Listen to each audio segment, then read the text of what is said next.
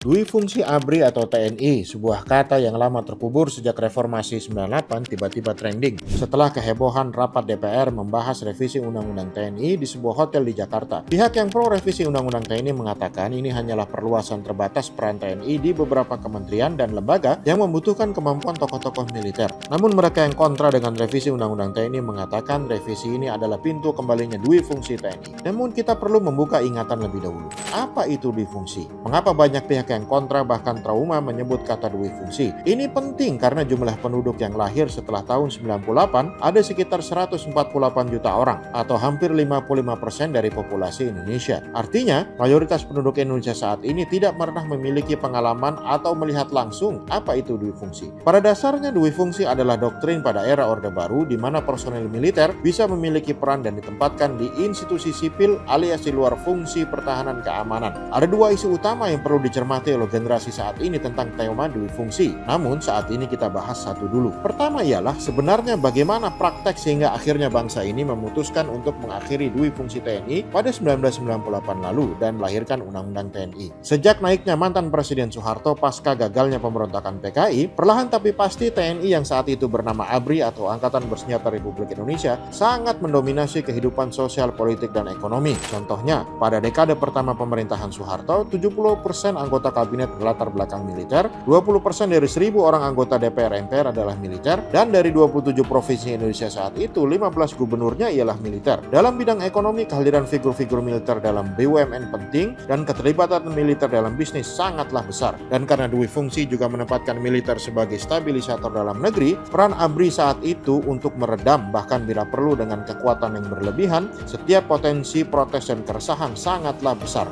Akibatnya saat itu perilaku otoritarian sangatlah terasa sebelum akhirnya rontok pada reformasi 1998. Kini 27 tahun kemudian, jika ada perluasan kembali peran TNI, haruslah menjawab satu pertanyaan utama. Perluasan peran seperti apakah yang tetap menjamin kebebasan dan demokrasi di Indonesia, serta memperluas profesionalisme TNI? Dan bila kita jujur, ini sebenarnya bukan soal TNI atau bukan. Semua institusi yang memiliki monopoli atas alat kekerasan haruslah diawasi dengan baik.